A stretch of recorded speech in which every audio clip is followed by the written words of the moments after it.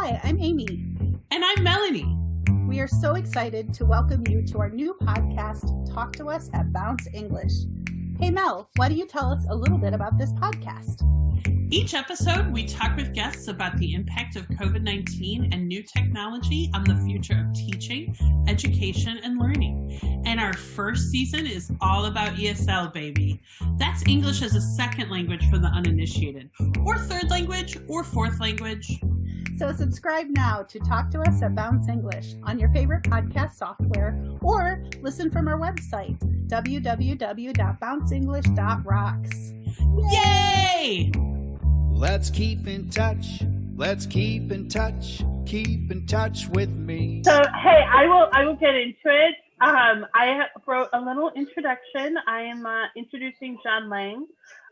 John and I met when we were both teachers at Said University in Abu Dhabi. We have both moved on from then, but we've stayed in touch. John is a veteran language teacher whose career has taken him from Australia to Japan, to the Middle East, and back home to Oz. And I'm probably missing a few destinations, or I might be missing a few destinations in that little intro. When we worked together, I thought that you always had a reputation for being super fun, that your students always fell in love with you, and had a great time in your classes. And I'm sure that hasn't changed. Am I right? Or am I right? Well, yeah, I think, I guess my modus operandi, my basic idea of teaching is that it should be fun, like it's where we're doing a job of improving language, but it doesn't mean that language can't be learnt in a fun, buzzy environment, and people tend to remember stuff when they're having a bit more of a laugh, don't they, and they, rather than thwacking someone over the head with a stick and saying, learn the present continuous, it's so much more fun to be talking and laughing and having a good time, So yeah, I suppose my reputation as a fun kind of guy in the classroom is correct. I agree with that philosophy. My personal philosophy is if I'm not having fun, no one's having fun. Exactly. Similarly, if I'm bored, we're all going to be bored. Like I cannot, we need to be doing fun and engaging things. If we're not, forget it. Yeah, exactly. Although there's always room, of course, for quiet times of, contemplative writing work, for example, that, we need to sort of be a bit more focused and looking at exactly what we're doing. But yeah, the basic idea though is it's got to be as much fun as possible. Yeah. I mean, how fun can you make citation and referencing? It can be that way, but Yes. it can be a little challenging. So Exactly. First of all, I'm going to start by asking, how are you doing? How are things where you're at? Just generally in life or work-wise? Whatever you feel your answer should be. We're good, actually. Well, life-wise, we're doing well. My partner, Carl, who's South African and came to Australia with me, has managed to snaffle a very good private school job. He's a primary school teacher and teaches year 3. So I don't know what that is in American terminology. It's probably elementary school, I guess. It's elementary school. I think it might be fourth grade. Yeah, they're third grade, fourth grade, 8-year-olds. Yeah. Second grade, somewhere around there. And I knew Carl would land on his feet. I knew he'd end up with some. Oh, didn't we all? Yeah, he's another fun in the classroom theory person. So thankfully, Carl has managed to snaffle a pretty good full-time gig doing that.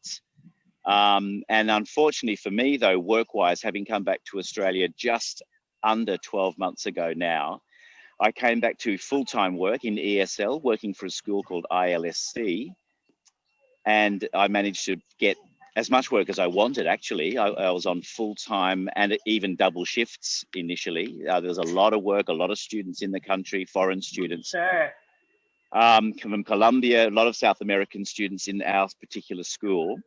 And I've been very lucky that work has continued mostly up until approximately 4 weeks ago, when it has now dried up completely. It's gone from double shifts to full-time to 3 days a week to 2 days a week to alternating 2 day, 3 day to John, can you just be doing relief work where possible, down to I'm doing 4 hours a week of online writing tutorial work for students all over the world, though, like students at all of the campuses of the school, Vancouver and Toronto and Sydney and Melbourne, and they can jump into these writing workshops, sort of academic writing workshops.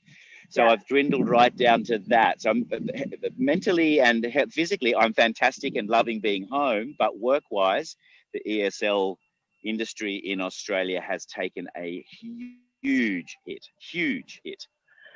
So first of all, I'm really sorry to hear that, because I know that really stinks. And I know that people who will be listening to this, I'm sure there are a lot of people who are going to be able to relate to that situation. I find that really interesting in a way, because Australia has, certainly from the perspective of the United States and I think other countries, Australia's done such a great job handling the coronavirus pandemic. And it's also summertime there, or at least it's getting into summertime there. So as we know in the ELT industry, that is usually your prime time. That's the super busy season. So to hear that the hours have gone down to such a small amount, that is that's a lot to take. But like, Mel, that's the tip of the iceberg, though. I mean, I can get even scarier. Like the school that I used to work for before I moved to the UAE, which was an established school, very well known, called Sydney English Language Centre. They have been around in the Sydney landscape of ESL for 35 years, and they went belly up about 6 weeks ago. They've gone. They're gone. And all those fabulous teachers that I worked with, about 20 of them, have all lost their jobs. There is, and the problem, the sad thing is, there is nowhere for them to go to get work because there's no work. The schools that are surviving are the ones that have got. Actually, the ones that are surviving the best are using a system in Australia called JobKeeper. That's our government. Our government-sponsored sort of like a coronavirus pay package. If you were a casual or a full-timer at anywhere for more than, I think it was 12 months up until I hastened to, I don't know, 1st of March or something, I think it was, you were eligible for a welfare payment of quite a lot, actually $750 a week, I think. So a lot of the schools that have survived are the ones where the casual workers were all eligible for this JobKeeper program. I wasn't, unfortunately, because I came back from the UAE too late, by about a month, unfortunately. That's always the way. That's always the way. Yeah, but it doesn't matter, because luckily, like I said, I've managed to get enough work to see myself through and have savings. Carl and I are very lucky that we came back from the UAE with savings and with a buffer. But yeah, so the schools that have survived in Australia are the ones that have been able to take advantage of this JobKeeper program, the government sanctioned program. John, the work that you were doing when you were working full time, was that mostly online teaching, or were you still in the classroom for quite a while after the pandemic sort of got blew up? We were in the classroom face to face I started working pretty much as soon as I got back, which is the 31st of December last year. So I started working on the 6th of January, a week later.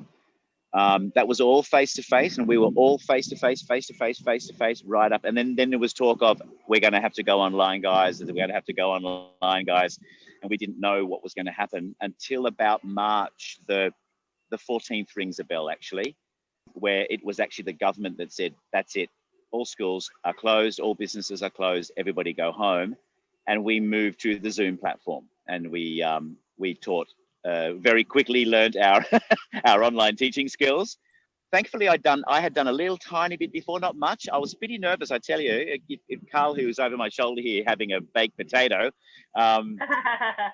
he could tell you that first 2 weeks for me was just horrible, actually. I was really stressed out, and I was really just clambering about trying to work out how to teach online, but very quickly went from, oh God, what am I doing, to, oh gee, I can do this and I can do that. So the transition, it was a tough transition, but I tell you what, after I did it for 4 months, I stayed online then for 4 months solid.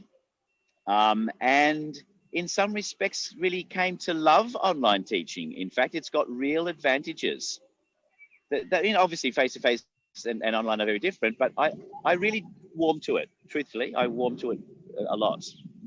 So you kind of led right into a question I had for you, because, you know, you are a teacher who has a lot of experience. How long have you been teaching? 22 years. 22 years. So that's a long time. And it's a long time.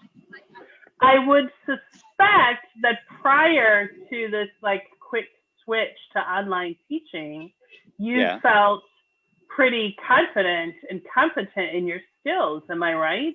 Yeah. I mean, without blowing my own trumpet, you know, once you've taught, I don't know, basic general English, you've taught EAP, low levels and high levels, you've taught masters, helping people write their masters in English. I've done business classes. I've taught the gamut, all of it in 22 years. I don't think there's anything, apart from perhaps very young kids. I haven't done a lot of like child ESL, but you know, teenagers. No, you're screaming at me in many languages. You're gonna stare at a 2-year-old and say, "That's the ball. The ball is here. Where is the ball? Throw the ball. Ball. BALL." Shout out. Major shout out to anyone listening to this who has to do this, because look, I don't know how I'd manage it. No, it's the one ESL skill that I haven't honed, because I see other people doing and say, that's not for me. Yeah. I don't want to teach a 3-year-old. I think I could probably do 4, maybe 5, but like toddler is a little, but it's out there. It's out there if you want to do it. If you want to. Hey, good. Hey, look, look at this bunny. Oh yeah, all kudos to, you know, early childhood teachers generally, but early childhood ESL teachers particularly, you know. Yeah. Good on you guys. Yeah, well done. But yeah, so to answer the question, I guess, I'm a very confident teacher and competent and all those things, but that very quick move to online, where it was fully online, like it was like, okay, we're teaching all of our classes online, and you'll be at, you know, 11:30 in the morning, you'll be on, and it was just such a deep end experience, you know, in the deep end experience. And I think a lot of veteran teachers, experienced teachers really struggled with that. Like, we all kind of went from feeling like, yeah, I know what I'm doing, to kind of feeling like a complete newbie again. And then there's so much more to learn. So it sounds like that was a little bit of a struggle for you. How did you come out of it? Really, like I said, I bounced out of it really well. Very humbling, actually, a very, very humbling experience in some respects. And it was kind of it was actually good. I think it was good to be humbled in a weird way, because you become a little cocky and say, yeah, I can do anything. Oh, hang on a second. Can I actually manage a classroom where everybody's sitting at home in their bedrooms or their kitchens, and you can't hear properly? And, you know, all of those mechanics of the classroom were really, really hard. All the classroom management became, what? This isn't a classroom. I'm not managing a classroom. I'm managing technology, you know, I'm managing microphones. But I think I came out of it a better teacher. And as I said before, I would have no qualms about going online again. Now, I mean, in fact, I am, like I said before, I'm now doing online academic writing workshops, and I'm really comfortable with them. I bought a little kind of a drawing pad that I can write on the screen and turn the screen into a whiteboard, which I just find fabulous. It was really such a cool gadget to own, and because I use it all the time, because you can just treat it like a whiteboard. Because quite like the whiteboard. Yeah, circling things, you know, and saying that's a verb, that's a noun, and look how and arrows saying how this matches to this, and I can still treat the computer screen like a whiteboard, which I find really empowering, actually. What is the tool? Oh, gee, that's a question. It is a well-known, reputable brand that the name of which escapes me. It's just like it's a black pad. It's actually designed mostly for artists and drawers. It's not an Apple. It's not the Apple pen. It's a stylus. So it's like stylus. A tablet with a stylus. Absolutely, it's a tablet with a stylus, and it is a well-known brand. It was on special at one of our electronic stores in Sydney because everybody was buying. They said, "Hey, buy all these, guys." So I grabbed one of those, and I will never look back. Actually, if I stay online or decide to move on to online teaching, that's now absolutely the best arrow in my quiver. Is that right? Yes, it is. Yeah, that's cool. The one. It's fabulous. I love it. I really use it all the time. And in fact, I will defer to apps that allow you to write on the page. Like, for example, Zoom, for one thing, has that capability to write, but also Microsoft Word these days has incorporated a draw function on its pages, which I didn't know about. And now I'm like, oh, wow, I can use Microsoft Word and open a white page and draw all over it. And it remembers it like a Word doc. So you can send you can send your whiteboard scribbles to your students at the end of the class, and all of the notes that you've scribbled down for them become part of their into their files, and they can refer back to them. It's great. That's pretty great. Great. It's handy.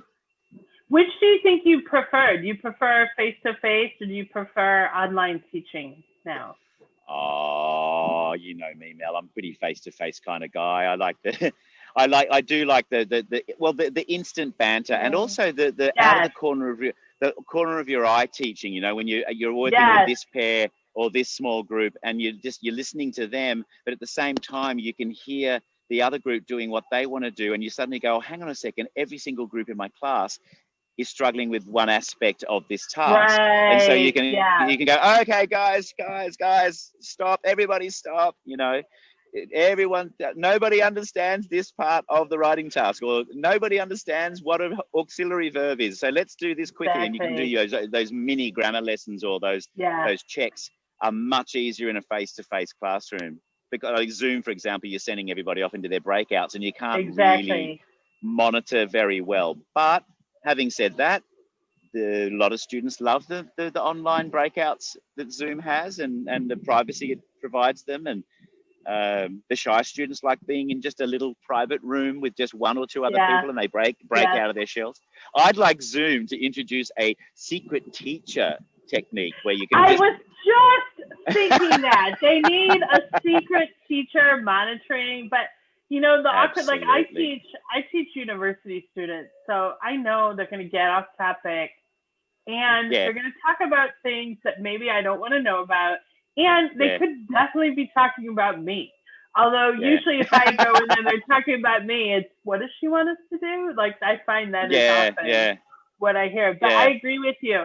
And the thing is, like, if you try and monitor your breakout rooms, you can do it. Of course you can do it, but you can't do it unobtrusively. Like, it's much harder. They will notice that you're there. As soon as you're there, they're like, oh, hi, teacher. Hi, professor, whatever. And exactly. You can't just sort of glance over, which is definitely an advantage. I actually wrote to customer service at Zoom and requested this ability to actually be able to, from a teacher's perspective, to be able to have all of your breakout rooms on the screen simultaneously. Yes. You know, you don't, and like you said, it's unobtrusive. You don't want to be in there, but you want to be able to listen to everybody at the same time, like you do in a classroom. And I think teachers are very good at discreetly hearing one person in a class of 20, for example. We're very good at that. It's a skill we develop, I believe. And I'd like to have that skill, even when they're in their little private space. I like the idea of being able to monitor and just jump in and say, hey, just check this or fix this or pronounce this slightly different. You're constantly getting that vowel sound wrong. So let's try this, you know, and it's that kind of ability in a face-to-face classroom that I really like. I prefer face-to-face for many things. Yeah. Yeah. But having said that, online. Sorry. Go ahead, Amy. Oh no, what I was going to say is I think that's such a great idea in terms of innovating the application, and I could see it really having a lot of benefit for businesses too. You know, sometimes you are doing large meetings or workshops, and you might be leading it, but you kind of need to keep track of what people are doing to make sure that they're like with a classroom following the exercise. Absolutely. So that's cool. Good for you. Good for you. I mean, I guess. Yeah, but I mean, I guess there's also other people out there who would say, "Oh, that's a bit of an invasion of privacy. I don't know that I'm being listened to. I've been told that I'm in a private little breakout room and you're actually listening to me." But I guess that from a teacher's perspective, they could have Zoom Teach or something where you tell your participants beforehand, "Look, I'm going to send you to your breakout rooms, but remember that I can hear you if I can choose to listen. I'm just making sure that you're doing things right." And it's a much more, pastoral approach to it. Yeah. You really want to listen and make sure that they're doing things the right way. So Zoom Teach, that's what we want, man. Zoom Teach. Cool. I'm sure they're on it. I mean, it's very clear. I'm sure it was not originally made for slapdash. Oh my God, everybody has to get online within a week teaching. What occurred. I want to ask you too, and you obviously touched a little bit on this, but we've been through a lot. We're kind of near the end of 2020. I want to ask you, where are you now? That's kind of my first question, and then I'll hold it for now. Let's start there. Okay, where are we now? Like, where am I? Bouncing off sort of what we were talking about with regards to me and Carl and our personal position, and then professionally me now down to those 4 hours. Those 4 hours are likely to dry up completely, which is a bit of a shame. I don't know. I mean, I thought they were gone last month, but the student feedback was really positive, and so they've got me still doing it. So that might just be my little drip feed, 4 hours a week for the next couple of months. But from Australia's perspective, the way I see the ESL industry here is we are yet to see rock bottom, unfortunately. Oh my gosh. I think that there will continue to be basically because, Mel, there are no foreign students coming into the country, or very few. They can't get in. I mean, they're not allowed in. Yeah, I heard this week, I think some foreign students were allowed into Australia, if I recall correctly, but a very tiny amount, and certainly not. We're running two pilot programs, basically. There's Charles Darwin University in the Northern Territory. So Darwin, up in the northern part of the country, has just allowed 68 students in on a pilot program. Okay. And that's funded by CDU. They're actually paying for quarantine at a quarantine station that we've been using as a nation to allow Australians to come home from overseas. So that we fly them into Darwin, and they do their 2 weeks in this. It's a big, it's an ex-mining camp or something, and it's been repurposed as a quarantine facility. So those students are coming in there, and there's another group I think came into Adelaide in South Australia a little while ago. Okay. That was another pilot program, but really 68 students here and 68 students there is not going to cut it in terms of tiny. What is Australia's, some people say third, other people say fourth biggest industry, which is is education. We need somehow to see very large numbers of students be permitted into the country, whether that's under their own, off their own dime, or whether or not if there's some kind of government intervention where we can convince Australians to, the Australian people to spend $3,500 per student to bring them into the country to help boost the $43 billion industry that it actually is. It's a really strange catch-22, where really, my personal opinion as an Australian is that we should be spending $250 million to bring in 10,000 students. Yeah? Right, like but your perspective it's a good investment. Of course, but your perspective is obviously colored not only by your job, but also because you yourself have lived abroad. I really think that makes a difference in terms of hey, should we spend this money on foreign students? You and I are all for it. Let's do it. Well, it's also say, no way. It's also very much coloured by my politics as well. I'm fairly left of centre, and I sort of say, well, gosh, this is crazy. Why are we not You know, we'll spend money on every other thing, and then suddenly we want to spend, you know, 250 million or so to make 43 billion. It's a no-brainer for me economically that we should, as a nation, say, yeah, come on, guys, come back. We're going to put you into quarantine for 2, maybe 3 weeks just to make sure. And then these people bring their money with them, and they also bring their enthusiasm and their cultures. And I, as a person, believe that that's something that the country should be investing in personally. Absolutely. Well, that's why we went into this field, right? Well, it is. But to extend the comment, I don't see the Australian ESL industry coming back to normal in 2021. But by about June or July, I would imagine we'll start to see green shoots again. I would imagine. I would think so. And that's really interesting because, you know, obviously we have a similar situation here in the United States. Now here, that's not only because of coronavirus, but it's also because of the Trump administration making it much harder for foreign students to come here. I am thinking, and of course I don't know this, that there's a lot of variables, but I suspect that by next summer, things are going to look radically different in terms of how many students are here. And I think because that'll be your winter, you'll probably be in green shoots territory at that point. But I'm wondering, because you, as you said, are quite fortunate in that you and Carl, you know, you had some savings. Carl is working. So you're doing okay, even without government support. How are your colleagues doing? Do you know how your colleagues in the industry are doing? Some of them have lost their work completely. Some have stepped out of teaching entirely and kind of said, okay, well, our hand has been forced here. I know a couple who have now moved into sportswear manufacturing, which they wanted to do. They had planned to do it. And they're both, oh my God, they're fabulous people. They're Brazilian. They're actually originally Brazilians, but now they're Australian citizens who teach English. And then but they're also so fit and healthy and stuff. And they've just said, no, let's do it now. Now's the time. We have to. So so in some respects, there's been positive stories, you know, there's been really, people have taken advantage of the situation. But I do know of people who I worked with, for example, in that school I mentioned before, the Sydney English Language Centre. I know a number of people who are not teaching at all because there's no teaching work, who've had to go and do, there's a mate of mine who's polishing cement floors. He's quickly got a license to be a cement floor polisher. And he's doing that now. So it's completely unrelated to language teaching at all. It can happen. Well, and here's the irony, is making more per hour. So, of course. Of course, because language teaching is the best paid job in the world. Right. We have all got in it because we're money mad. we all want to be, we're going to be millionaires, man, doing this job. But don't we get a lot of joy from it? Really, truly, we do. So that's true. That's very true. We get paid in joy, man. Well, you know, the money does come in handy down here. It does. Eating is also a very important thing, as is a nice cold beer at the end of each day. So exactly. And as I like to say, why not both? Why can't I have joy and a well-paid career?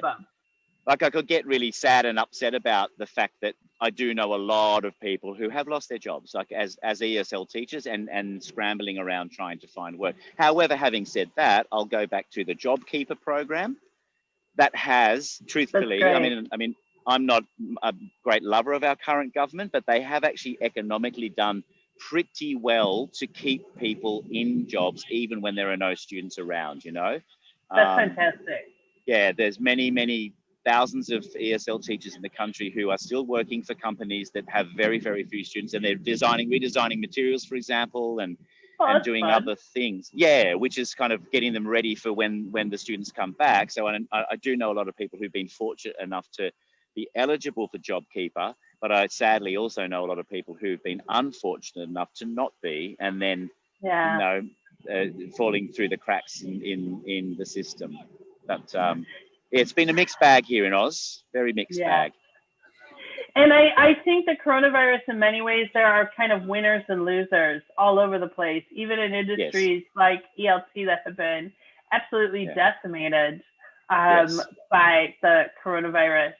I wonder, John, how you think the industry will be different once, you know, we can kind of travel much more freely.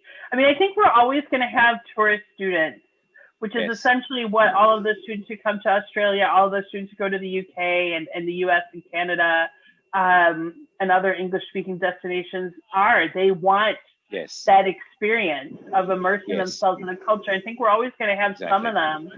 But at the same time, this door has been opened where you can be in Colombia or be in China or Indonesia and have a teacher who is actually in that country and can still share a lot of that culture with you.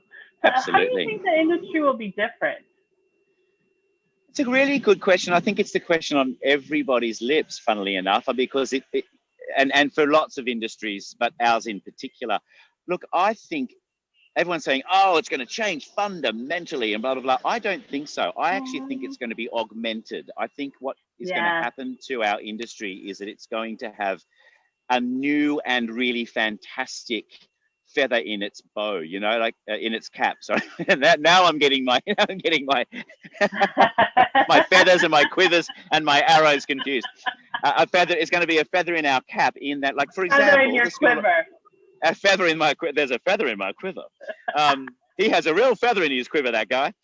I've always thought that. For example, this school that I work at the moment, to try and not to stay afloat, but to try and take advantage of the opportunity, is offering students in, say, Colombia, because that's we have a lot of students from Colombia, reduced rates online for 3 months. And they're basically saying, hey, don't put off your English language learning. Do 3 months from Bogota and you'll have the same teachers and the same basic textbooks and the great teachers and the great way that we teach. And then when it's time to come to Australia or Toronto or Vancouver, come and just pick up exactly where you left off and do it face to face. So there's a marketing possibility there for larger schools like the one I'm working for to sort of like extend the teaching possibilities from online and then segueing into face to face. So I think that might become a new marketing strategy for bigger schools around the world.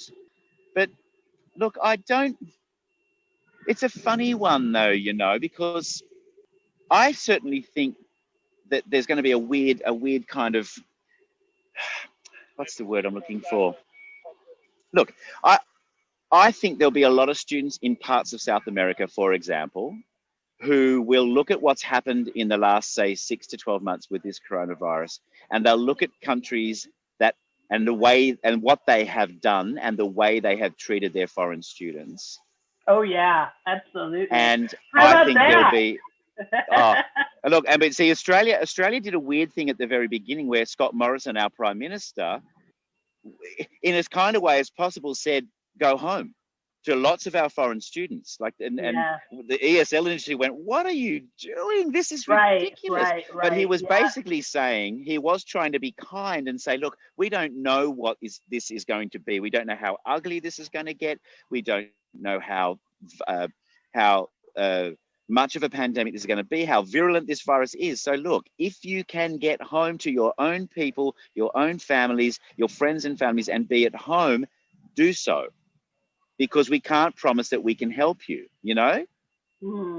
So that in the one breath, you can be very kind and say, well, he was just trying to be kind. But then there's the other voice, like, again, left-wing John, saying, we should have said, you guys are here. You're a member of our global community and our family. Stay. We will take care of you. And that's what we should have done. That's what we should have done.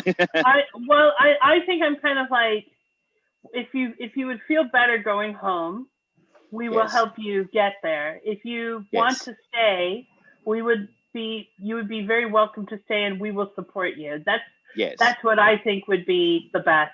But I agree with you, of course. But then Mel, you delve into cultural issues with notions of nationalism and patriotism, and Australians should come first, and why are we giving money to these foreigners who've come here, blah blah. So you're getting into ugly territory. Then you're getting into racism and endemic racism and issues in Australia that need to be dealt with generally anyway.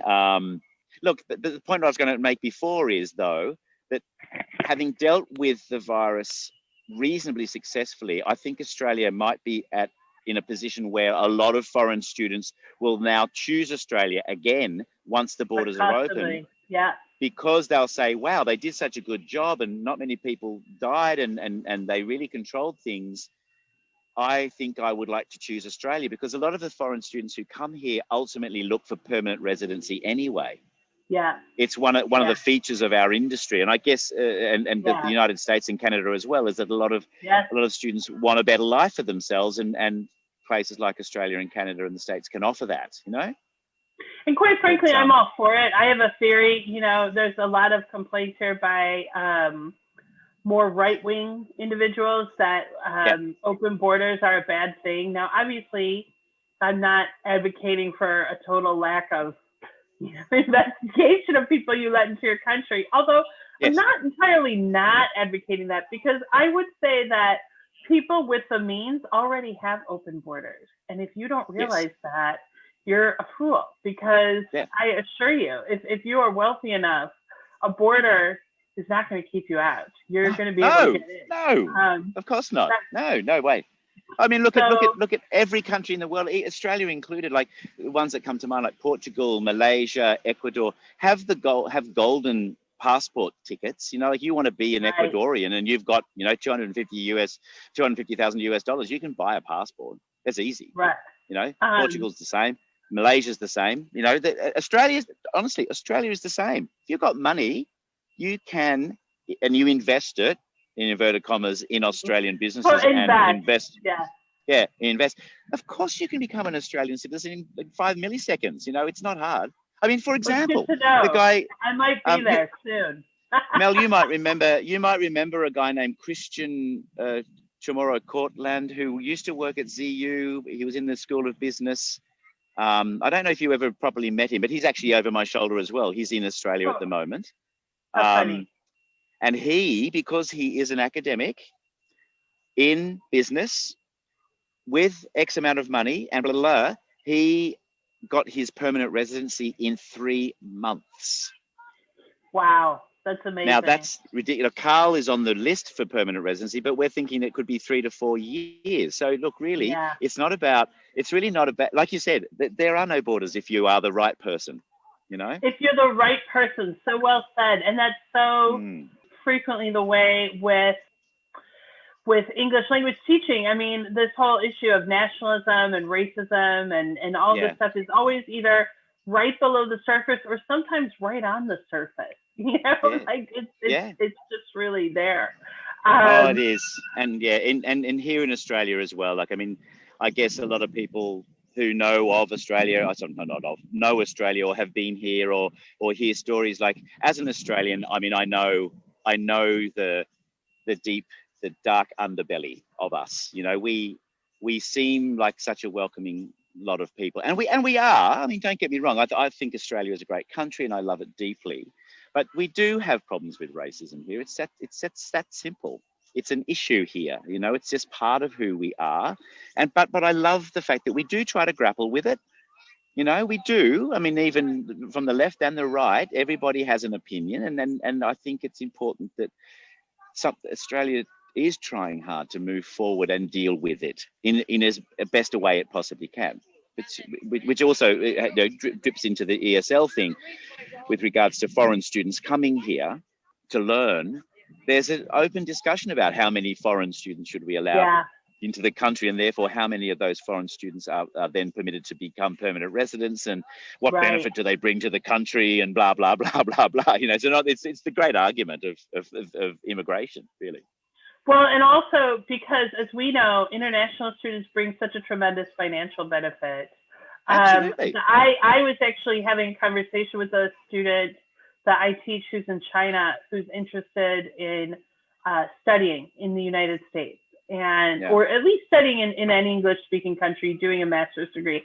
And I said, well, you know what? Actually, this probably is the best time you could possibly think of to apply, because people are going to be desperate for you when they are allowed to take those students in, which means that there could be quite a few benefits, quite a few advantages that had previously been taken away. Like Australia is an interesting example. I know in the mid 2000s, they greatly restricted English language learners in Australia. It all had to be walked back. And similarly, in the US, of course, we've made it very unwelcoming for English language learners within the past, coincidentally enough, 4 years. And I suspect we will be walking a lot of that back because those students actually do bring an enormous benefit, not just to the economy, although they do, but as you and I have discussed, they bring a huge benefit to the country itself in terms of culture, in terms of their perspective and their language. So I say if you're a language learner and you're listening to this, come on over. We'll see. Yeah, absolutely. Well, I mean, like a good example of that would be from the time that I went to the United Arab Emirates, which was 2012. As you mentioned earlier, I lived in Japan for 8 years, came back to Australia for 5, and then I went to the UAE in 2012. In that period of time, the number of South American Spanish-speaking students, the Brazilian students were coming like around about 2007, 2008. There was like a real influx of Brazilian students into Australia around about the time of the recession, the big global financial crisis that happened. We got a lot of Brazilian students coming, and Spanish actually. But then when I went away and then I came back, the number of South Americans living in Australia now is wonderful. There's so many Colombians and Peruvians and Ecuadorians and Mexicans, and they've brought their food. Oh my God, the restaurant scene has just gone fantastic. And Spanish is I hear so much more Spanish now here in Australia than I did just 10 years ago. And I just think it can't be a bad thing. You know, it's wonderful to have more cultures and more choices and more languages and more, give us more.